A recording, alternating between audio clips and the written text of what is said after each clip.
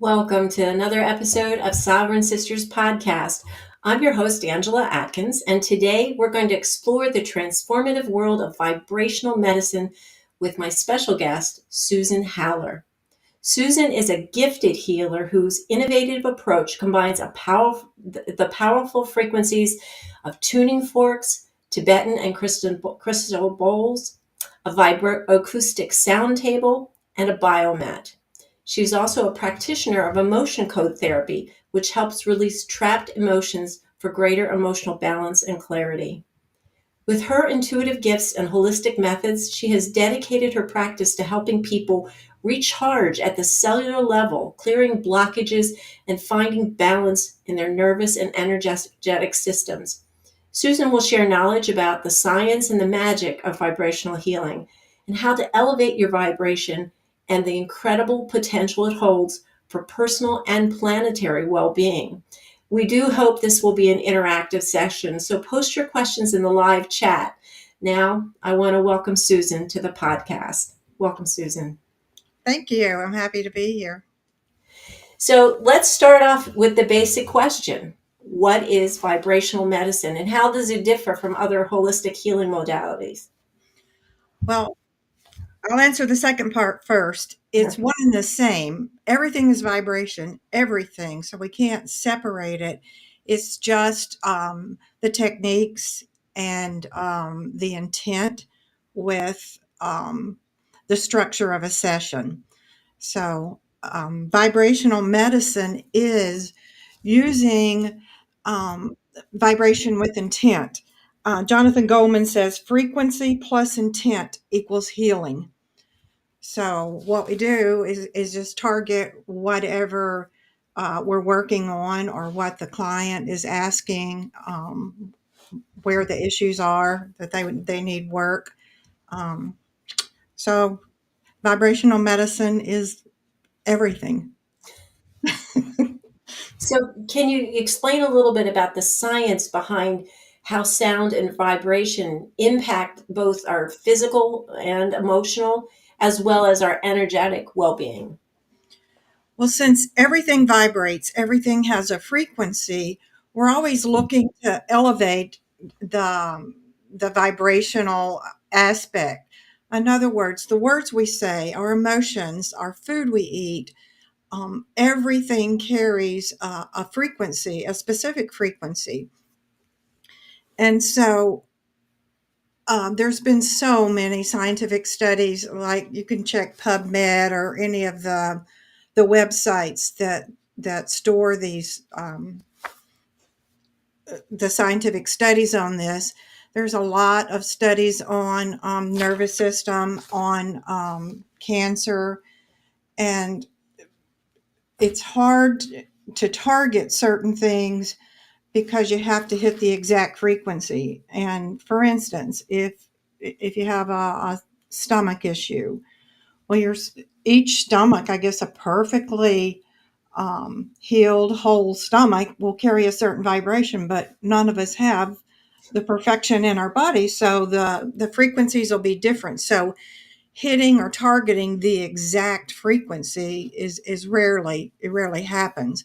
They know it can. So the point with frequency is to offer a higher frequency, because lower frequency seeks to rise to the higher frequency.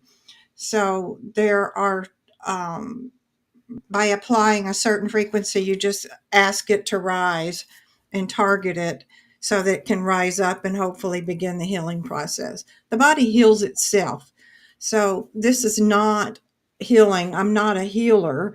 What I do is offer the frequencies, so whether the person can accept them or will accept them or make the changes they need so that their body is healthy is up to them. So it's a partnership. That sounds like my philosophy of that we heal ourselves. You're just in there guiding the person using frequency and vibration and energy to their healing state. And it is up to the individual to make that their mission, their purpose, their intent, as you said, to Right. heal themselves. So that's really, it's a self healing. Right. Yeah, For that's instance, obviously processed food carries a very, very low frequency. So if you're dealing with some kind of illness and you're eating processed foods, you're applying a very low frequency to your body that already is damaged and needs healing. So I can't feed you. You know, you have to make a choice to eat high vibrational food. You know, that's one thing you can do, but also your emotions. Watch the emotions. If you're angry or anxious, it's drawing down the frequency of your body. Yeah, I think that's very, I think people without knowing what's behind vibrational medicine, they know, I think intuitively, that when you're angry or depressed, that you are in a lower vibrational state. You actually feel less energetic almost. So Mhm. that makes perfect sense. I really understand how applying the terms frequency, vibration, and energy and replacing them with emotions, they work hand in hand. Yeah, that's Absolutely. beautiful. Yeah. So, And we're so tell me. human. I'm sorry. We're No, go human. ahead. We do experience anger. We experience sadness, grief, all of these. But if we live there, that's when the body starts to try to match that frequency. If you have these emotions, the lower emotions, process them, experience it, process it, and let it go. Just don't hold on to it. That's great because so many people feel I am this. I am this emotion. I am this thing, where they're not. That is just something that you're feeling temporarily. And the Mhm. more you hold on to it and identify as that emotion or that feeling, you actually transform yourself. You transform your own frequency. Isn't that true? Exactly. Yeah, the words manifest. Absolutely. And words have meaning. So if you say, I am depressed, you have now made yourself, you have claimed for yourself an identity of depression rather Yeah, than saying, I feel I'm depressed today, or something happened that gave me a sadness. It's not the same thing as saying I am something, because then you're putting it on yourself. I am. I am carries so much power. Yes, yes. That's why a lot of times when people say, what is your name? You'll say, my name is. Well, that's your name. But I say, I am Angela, because that's who I identify with. And to me, that's a higher frequency because my name carries a lot of meaning to me. Angela means messenger, from God, as an angel. And I'm like, I take that seriously.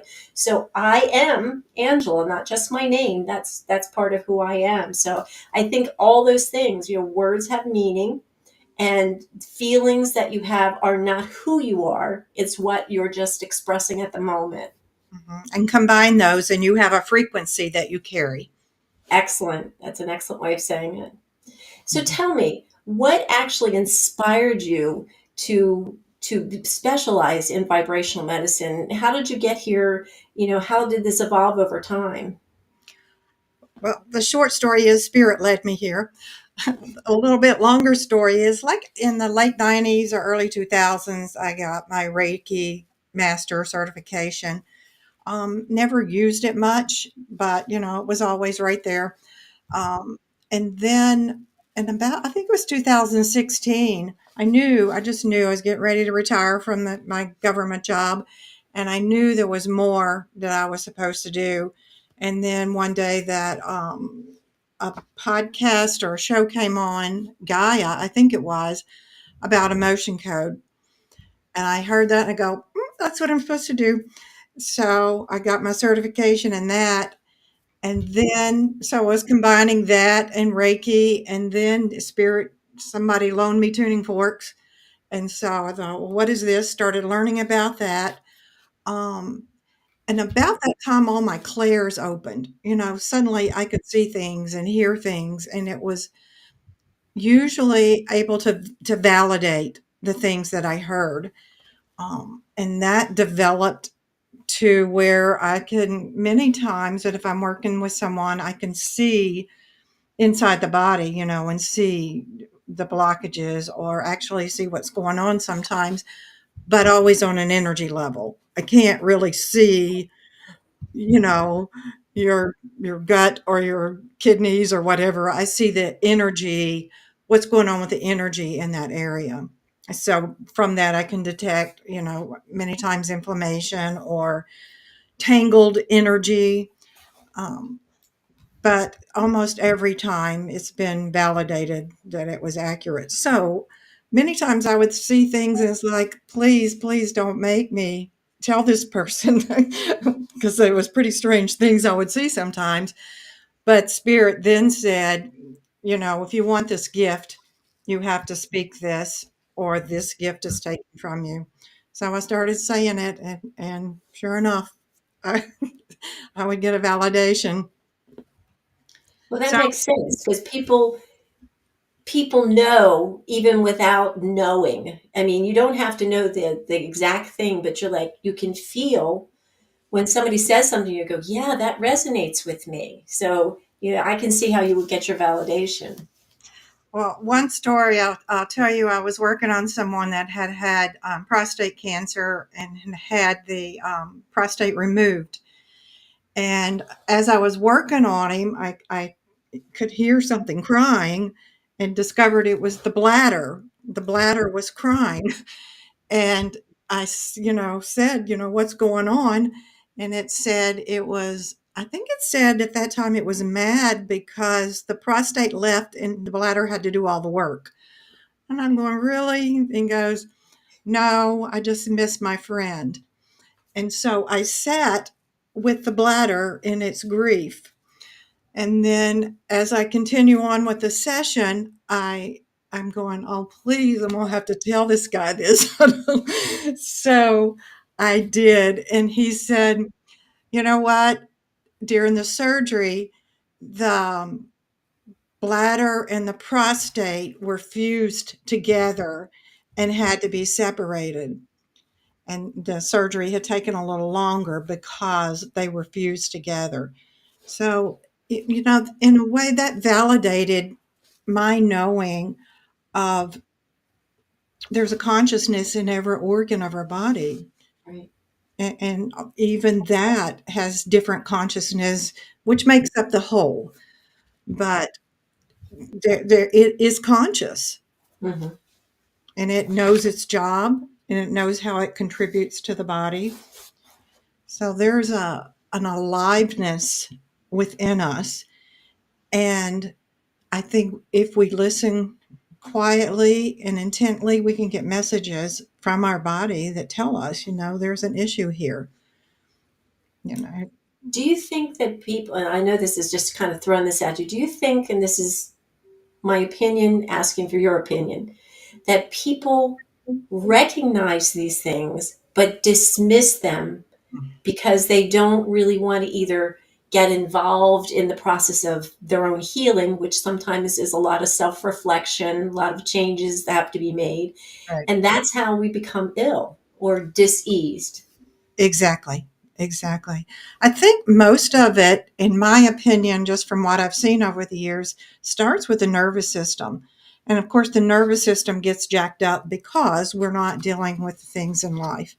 And sometimes when I see the nervous system, it'll look like a zigzag, or just like some of these cartoons where the hairs where they put their finger in an electric socket. That's what the nervous system looks like, and it's doing its best, but everything's affected by everything else. And if that nervous system, or I find the vagus nerve, will just be locked up, and most of the time I'll say, if you don't want to do it anywhere else, get in your car and sing or scream, open that up. And I think that is our first indication that disease, is developing in the body.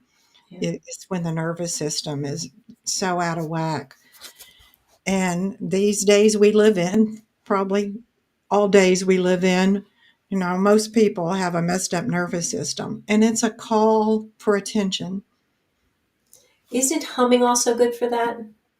Humming is an excellent way to reset your body because humming is with the mouth closed and it's an internal massage and you can direct the hum.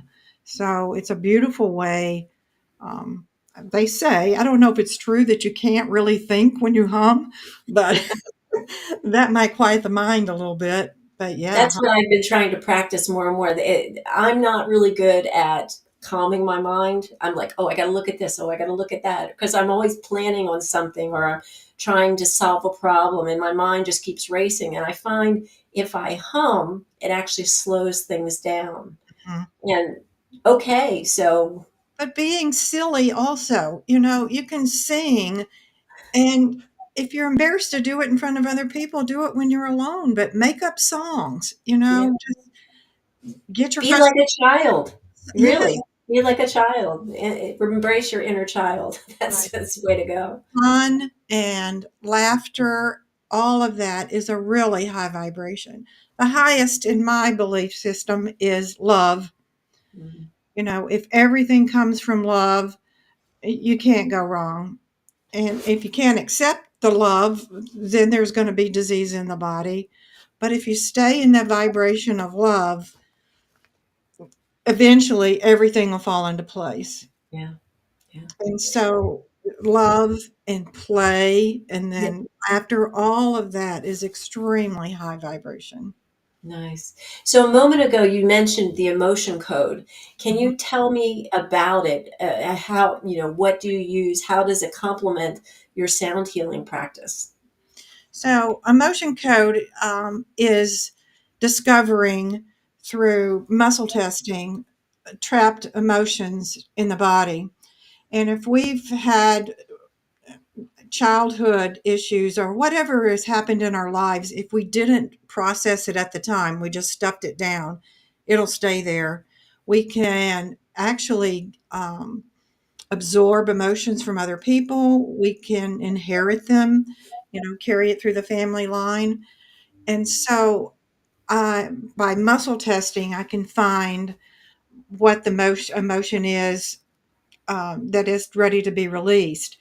Let me back up a little bit and say I begin emotion code by drawing that person I'm working on, their higher self, and my higher self together. So that's a communication there. Um, and so that person's higher self is pointing out the things that can be released. And I'll do Just to clarify, that's more on an energetic level, right? yes, yes. So what I do is muscle test to find out which emotions can be released. And then I draw that to the governing meridian. The governing meridian runs from the upper lip over the head and down the back of the spine. So by intent, I draw that emotion there and then run a magnet over that to clear it. And a magnet works like a magnet would wipe off the strip of a credit card. You know, it releases the data.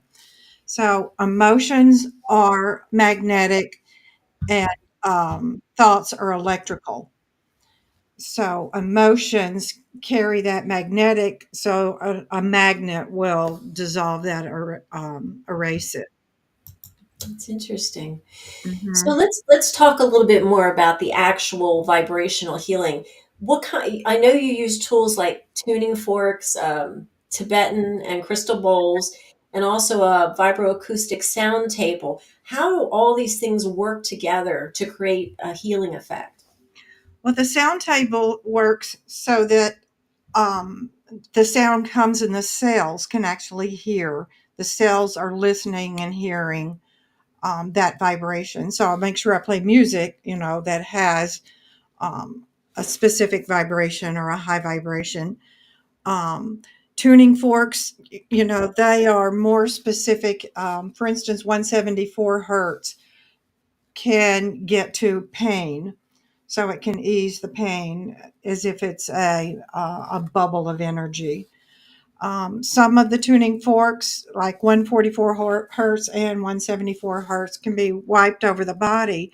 And if you listen closely, you'll hear a different sound with the tuning fork, or the sound will stop, and you know you've hit an energy bubble or a block, an energy block. And by holding the fork in that, you can release that block. Those are unweighted forks that I'm talking about, and this is an unweighted fork. Weighted forks can be used on the body, specifically for pain mostly. So this is the weights on the end of the fork, and then I put a boot on it. And if you put this like on a bone, it'll travel. Um, Weighted forks cause the nitric oxide in the body to start recycling. A lot of times, if people are in chronic pain, the natural flow of nitric oxide will stop, and that gets it back in that cycle. So it just reboots that. So then natural healing can occur. Um, the body has an electrical system. And so I use 528 hertz, usually hold it at the head because of the nervous system, and the electrical system passes through the fascia. And so getting, like, sometimes I see people's, when I can see this, see people's fascia in knots. And so as that um, frequency flows through the fascia, it relaxes the fascia, and the electrical current can then flow freely. If cells don't receive the proper frequency or voltage, then disease begins. Oh. So this might be a good time. We have a video, a sample video of your sound healing. We're going to mute ourselves so you can hear the sounds specifically when I play this video, and then we'll come back and we'll discuss it.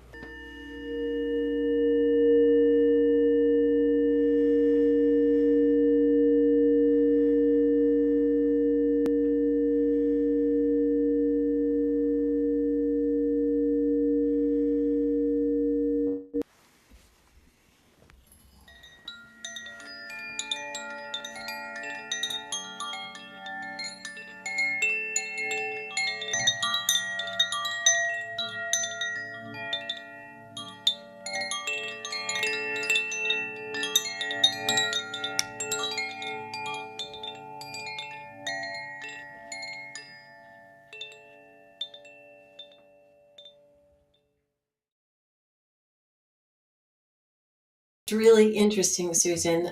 Part of what I see there is you're really involved with the sound. I can tell that you're taking it all in. So, with every person you work with, do you have a different experience? Yes, because I'm reading their energy, you know, as I go, so I know where to target. Um, and then if I can see certain things going on with them, like if I see or feel energy blocks, that's the area that I work.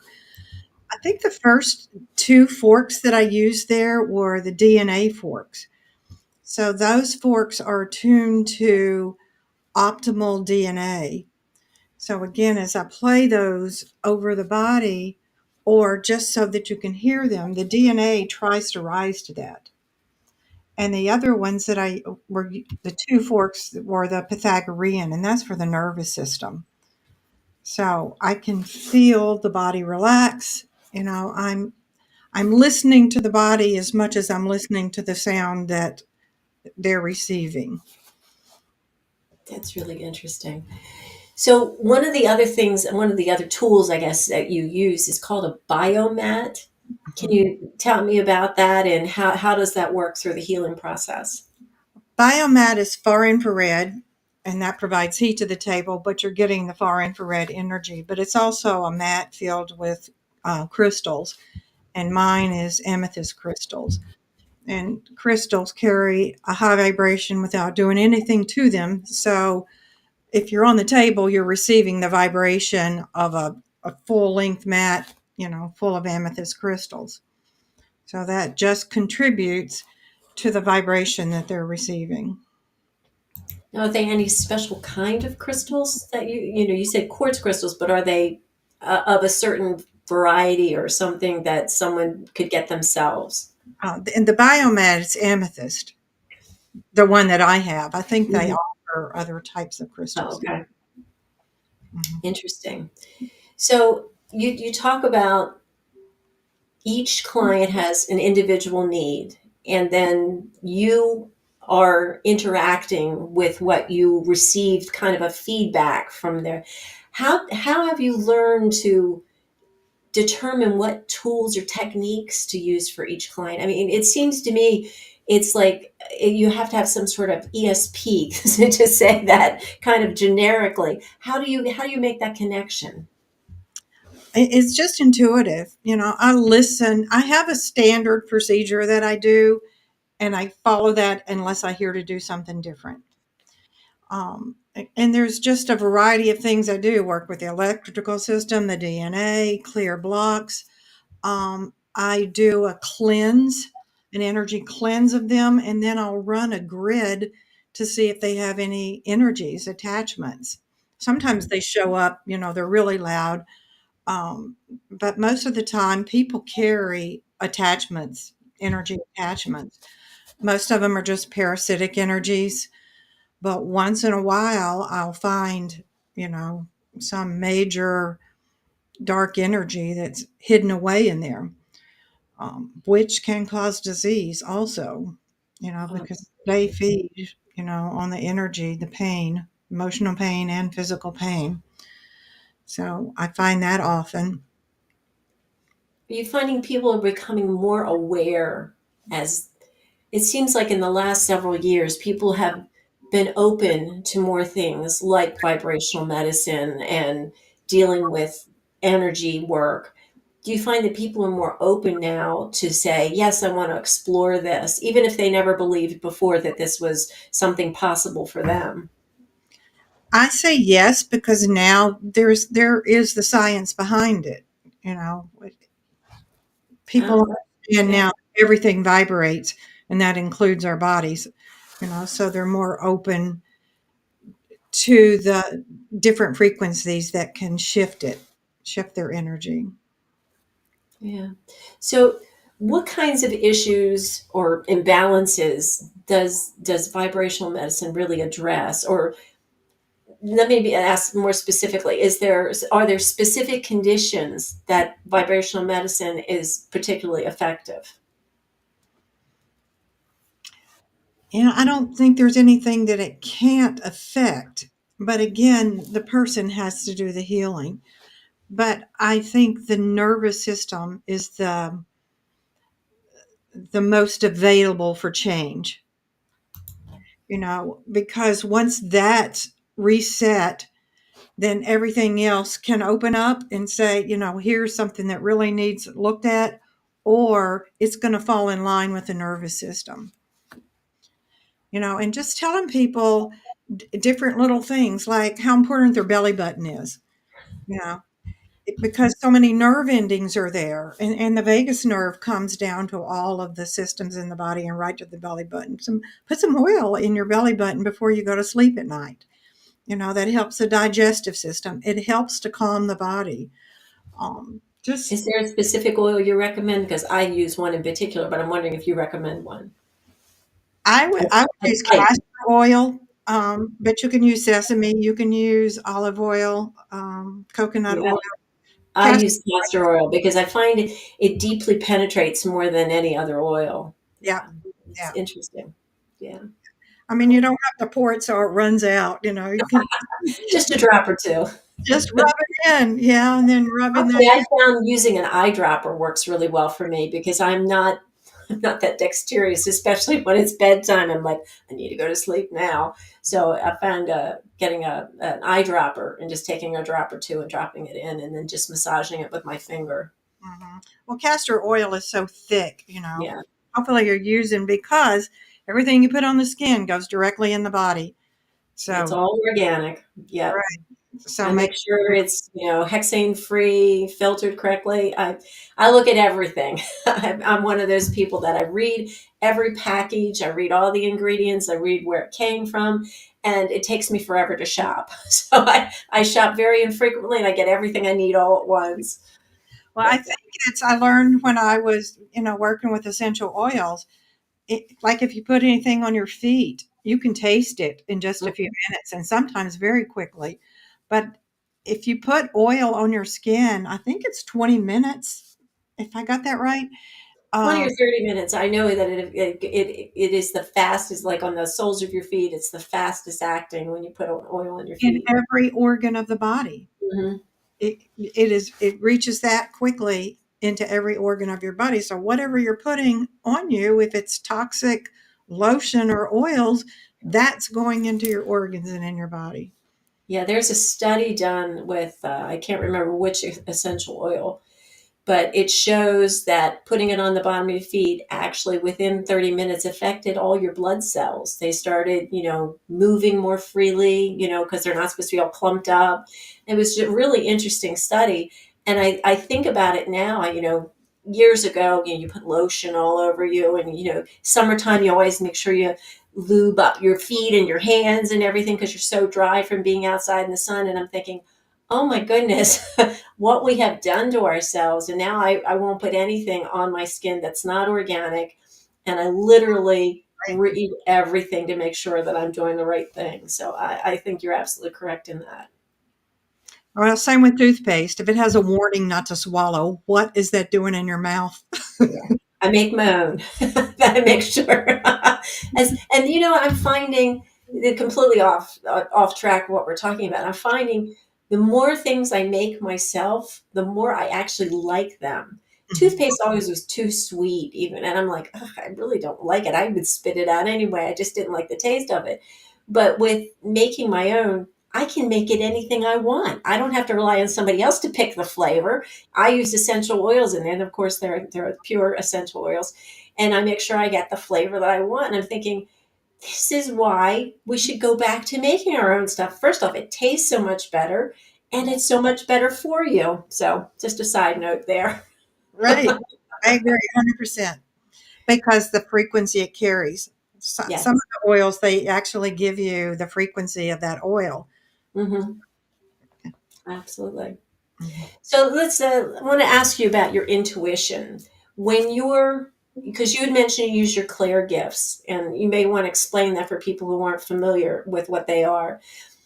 How does that enhance the entire experience, not only for your client, but for you too? How does that, getting in touch with those clair gifts? Because basically all through all of them, I can see energy.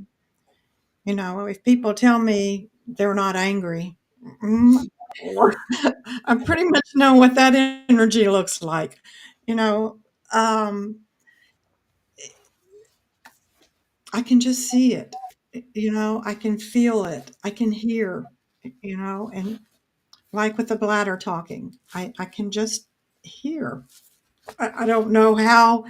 So some people would probably refer to that as you're using your intuition, but Mhm, with clair gifts, you actually have a way that your body and your spirit feel, see, hear, touch, all of that without doing anything. It's a gift that once you accept it, because you have to accept it to actually use it. Once you accept it, you can expand upon it. I mean, I too feel people's energy, and that's how I know how to trust people. If I feel bad energy, I immediately know not to trust them. mhm, And it was a process, and not everybody knows how to get in touch with their clair gifts. But I think for somebody who is, a practitioner as you are, that's something you've had to develop over years, and it just gets more keenly refined.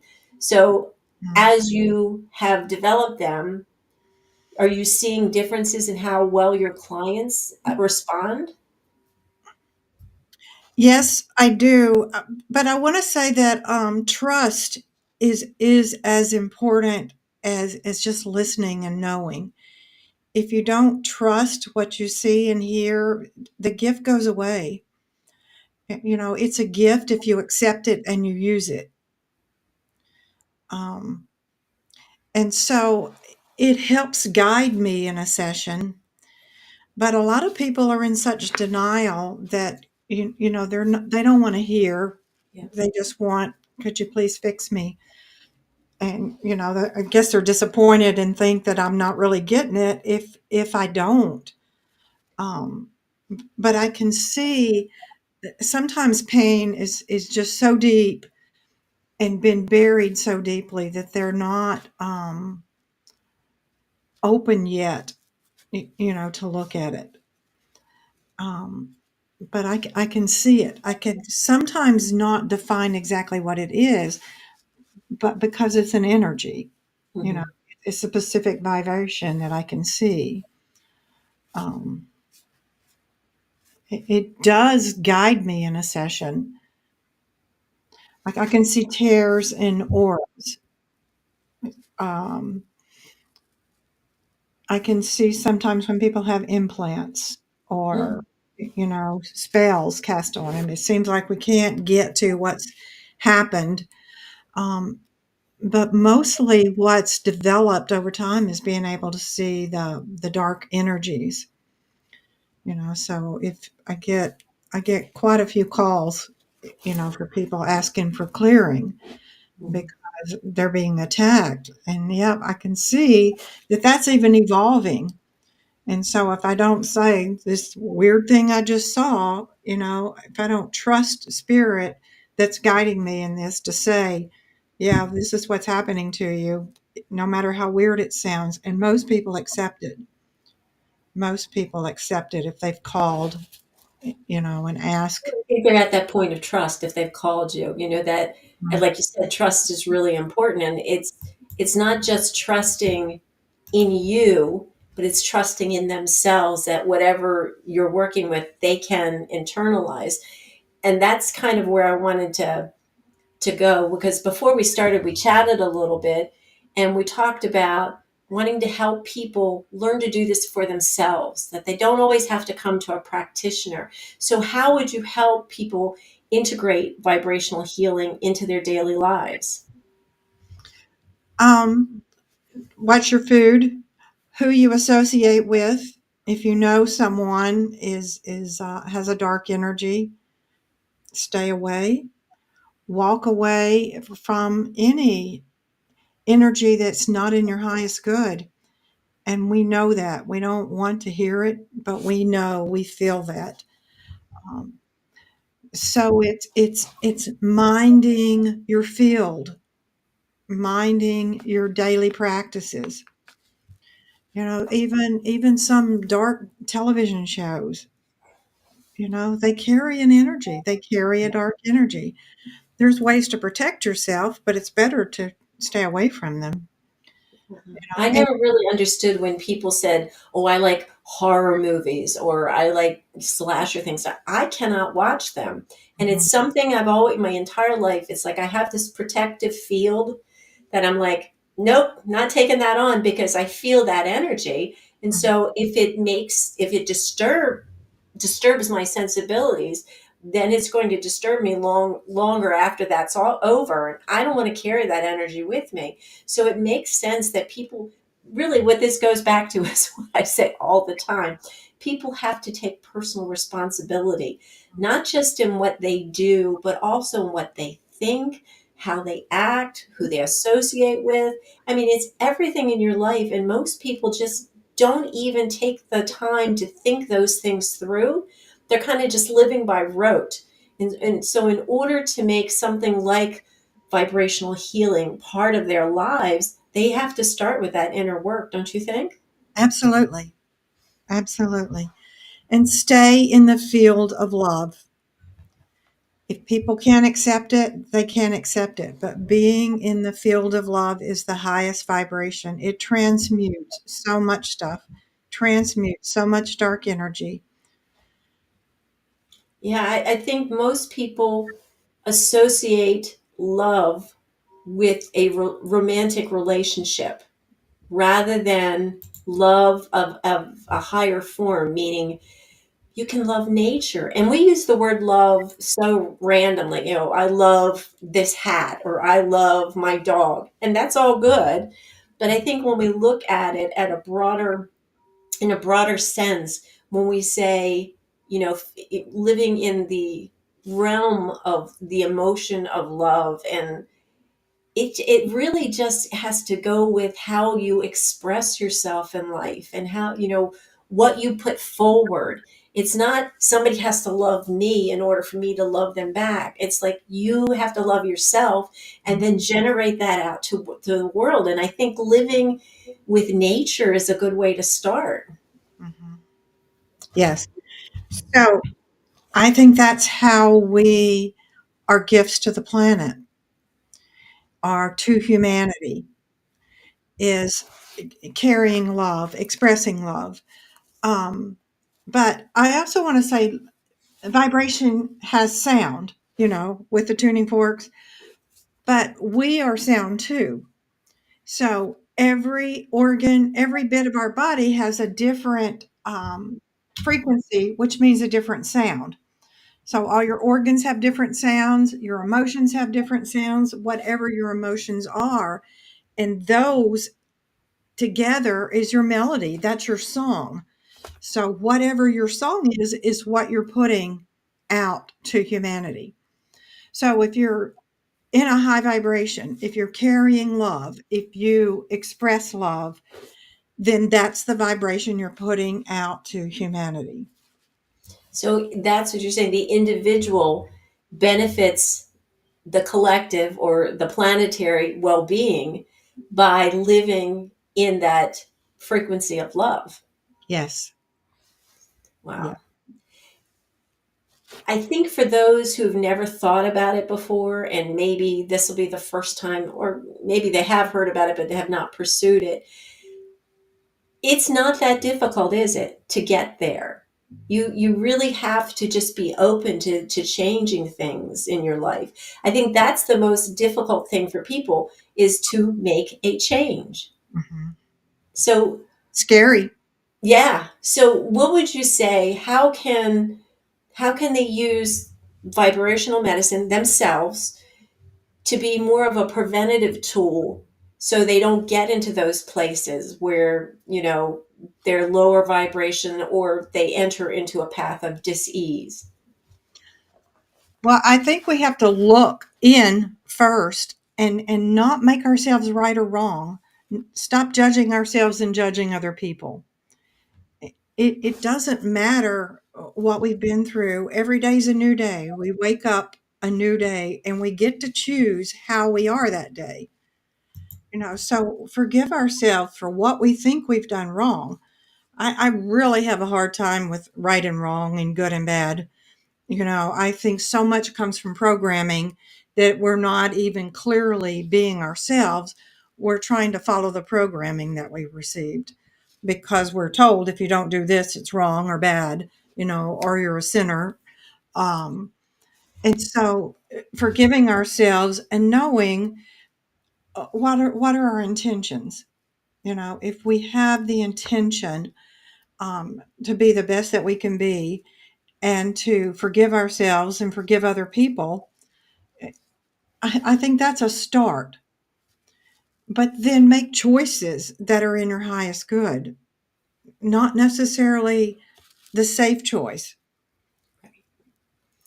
Yeah, I've had people who have, for an example, gone to listen to a speaker and they would say something that if you do X, Y, or Z, it was either bad or you were doing something wrong. And the person I was with would say, "Oh my God, I do that." I said, "Your intentions are pure. That's all that matters. Doing whatever this is, if it's not an evil act, I mean, doing a particular thing that the speaker was talking about. And I don't even want to mention it because it was so bizarre. that that just because someone else considers it bad may not be bad because of the way you're interacting, what your intentions are at the moment, what your, the outcome may be totally different than anybody else may have. So I think everybody needs to step back, and I think a lot of it, and you said it quite clearly, comes from programming. Not only programming that we have gotten, culturally, which can be totally bizarre. Living in the world we live in now, that cultural program is really off the charts in the bizarre realm. But Mhm. it all comes from, religion, Mhm. different cultures, that, the things that are imposed upon you that you didn't get a chance to decide whether it would work for you as a child. These were just imposed on you. And so as an adult, you carry them with you. And that's the kind of thing you have to learn to change. And I think that's the hardest part for people. How do I change those things that are so ingrained in me? And I think that takes a lot of soul searching. And maybe by using tuning forks, or some a Tibetan bowl, or something that changes your frequency, Right. will help you with that change. It'll make it a little bit easier. Have you seen people who do that? Yes, absolutely. They get up off the table and they're just so relaxed because they have allowed it and allowed their nervous system to be reset. And I want to say too, I have not yet seen a single person that doesn't have some kind of trauma in their past. So I think so many people feel alone in that, and don't know that that's, I don't know if that's a requirement to come to this planet or not, but it seems like, and I believe that the older the soul is, the more severe the trauma is. Because I think it's a way to transmute a lot of that dark energy, and I think older souls choose to step into that in order to transmute it. I think we take on the heavier lessons, and I don't even like the term lesson, experiences, because Mhm. in healing that we heal the planet also. I don't mean planet, humanity. Right. Basically, you're talking about everything in existence, because it's like that butterfly effect. When Mhm. you change yourself, it changes other things in the world. And if you change yourself for the good, it affects the good in the world. And I think that's really something people don't think about. I think more than likely people who can't get on board with this kind of thought, we can heal ourselves, or we can use energy and vibration and frequency to heal ourselves, is because they're kind of stuck in a paradigm that says you need someone else to heal you. You need something else to do that. And we think we're at that tipping point in this time that we're living, where people are beginning to realize, I don't need someone else. I Mhm. have everything. And I say it literally almost every podcast. God gave us everything we need to heal. And Absolutely. so if we just learn to touch, tap into that and make it part of who we are, make it part of our everyday life, I really think we would not need medicine. We would be self healing as we're supposed to be, and then use God's medicine, which is everything He gave us on the earth. Right. And we need each other. Absolutely. There's such cohesion, there's such support, and there's such love that can be generated, that if you feel supported, if you feel loved, then you're going to heal. Absolutely. That's perfect way of saying it. So And you did share us the one story about the guy with the prostate issue. Do you have another story or something that was just kind of a transformational experience, specifically using vibrational medicine, that it either impacted you deeply or impacted someone else? well, yes, I have one where I was working with a guy remotely, and he had lung cancer. He had lung cancer, and he was receiving treatment, traditional treatment. And I was looking inside of him, getting the energy flow, and I saw it look like a wasteland. It's like I was asking, what am I seeing? I don't understand this. I've never seen anything like it. And Spirit said, cell die off. And so I know we all have cell die off, but what I heard was this was, with traditional treatments, it's targeted. So there's going to be a lot of cell die off because that's what it's supposed to do. And I heard that that can be healed with lymph. And that's when Spirit said, and you're going to teach about lymph. I'm going, I know nothing about this. So after I'd finished with the session, I came up and turned the television on YouTube, and here's a video, lymph. So I thought, well, I asked, I got the answer. So I dived into learning everything I could about lymph and learned that that's another thing we can do for ourselves. Teach people how to move the lymph because it's designed to take care of that cell die off. It's designed to take care of toxins in the body and cancer. That's what it's there for. And so teaching people that you can do this for yourself, to keep the lymph moving, to keep the stuff cleared out of your body. That was profound for me because it was just things I'd never heard of. I mean, I've obviously heard of lymph before, but I knew nothing. And it said, this is what you need to do now. So, That's interesting because recently, and I've mentioned this before on different podcasts, that I had recently gotten cellulitis from a bee sting that apparently had some sort of bacteria that went into my lymph system. And one of the things I had to learn was to get the lymph fluids moving more. So I rebound now every morning. Every morning I'm on a rebounder and I'm thinking, this is the easiest way in the world to get that fluid going. And everybody thinks, well, how am I going to do this? And what am I going to mhm, There are so many simple answers. I mean, the fact that it only takes a few minutes basically to get that lymph, right, fluid moving through your body, and it does a world of good for you. And most people just ignore it because we live mainly, many of us, sedentary lives. right, Yeah. exactly.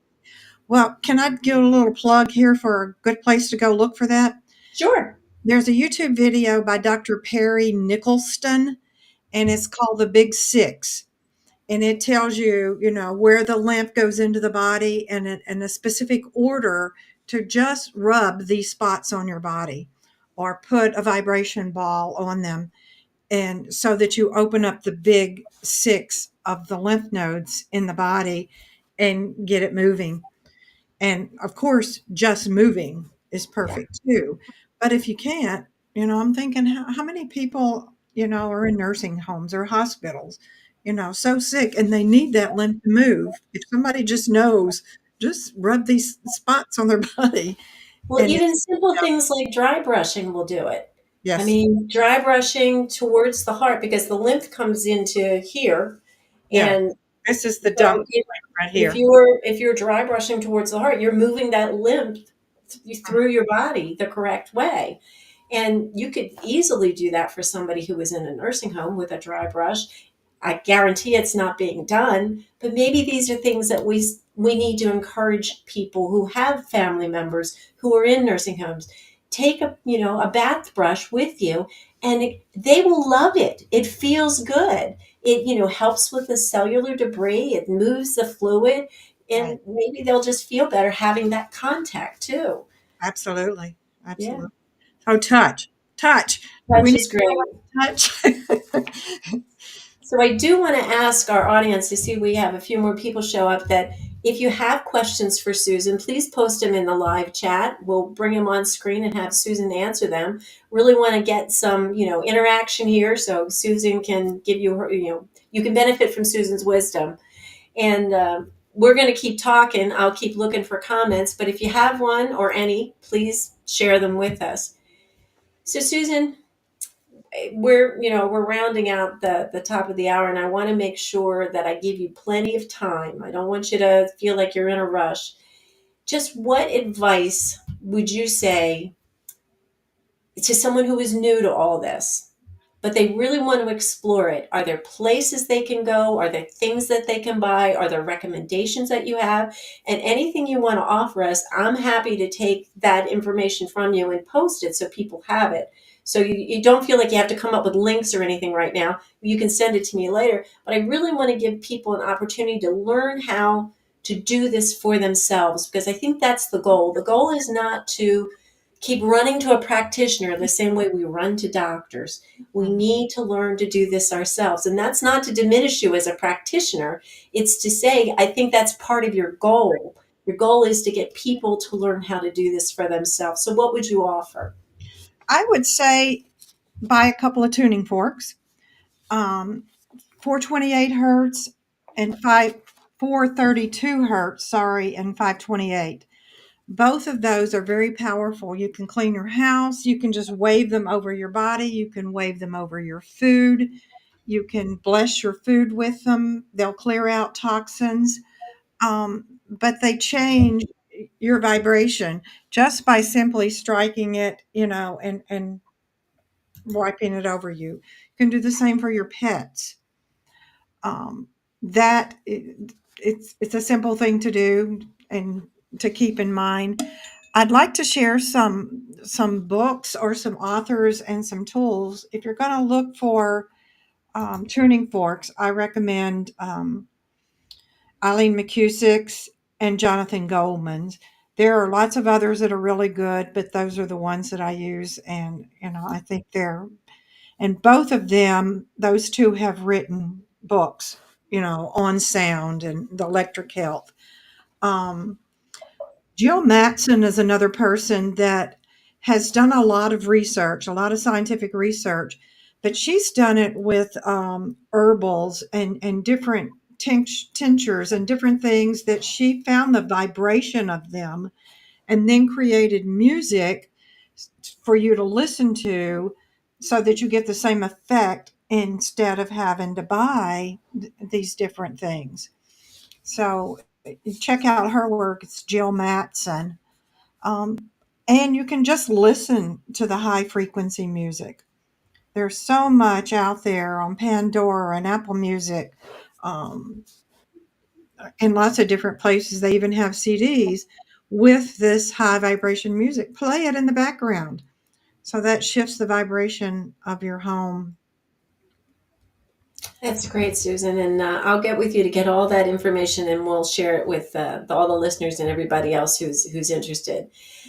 And this has been a great conversation. I hope people who have never been exposed to vibrational medicine will take this as an introduction and realize you don't have to go out there to find someone like Susan. But if you want an introduction, that's a good place to start. So here's a question that's just come in.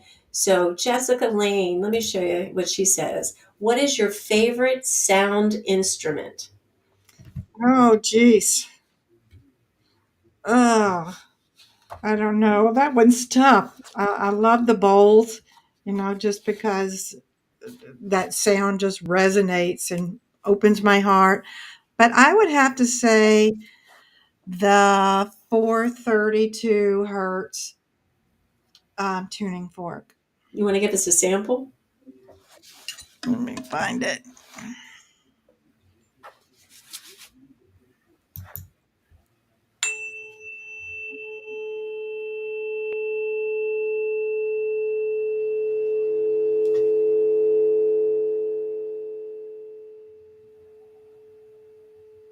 Kind of gives me goosebumps when I love it. that's awesome. Can Well, I Susan, take a couple of minutes or 1 minute here to read sure. this? Go ahead. The guy's name is John Beaulieu. He's like the father of sound healing. He wrote this in one of his books. And then one day in the middle of a crisis, we hear, "My dearest one, you are bearing a sound composed of many tones. Your body's shape, movements, desires, motivations, and wellness are determined by your inner concert. The source of your concert is a core of sound beyond your wants and desires. Listen, and the sound will heal you. Everything you know and feel is sound. Learn to dance with your dissonances. Your partners may look strange. You may feel them as anger, grief, sadness, fear, and despair. However, once you listen, they will transform into beautiful sounds. I Well, just love that's beautiful. That's a beautiful way to end a great conversation that we've had. So I want to thank you, Susan, for sharing your time, your wisdom, and your experience with us. And thank everybody for joining us. And I'll be putting all this information in every place that this is posted. So share this with your friends. Make sure you subscribe so you get all the notifications coming to you before we have our next live. And we look forward again to seeing everyone back here for another episode of Sovereign Sisters Podcast. And I wish everyone a great night, and always God bless. Thank you.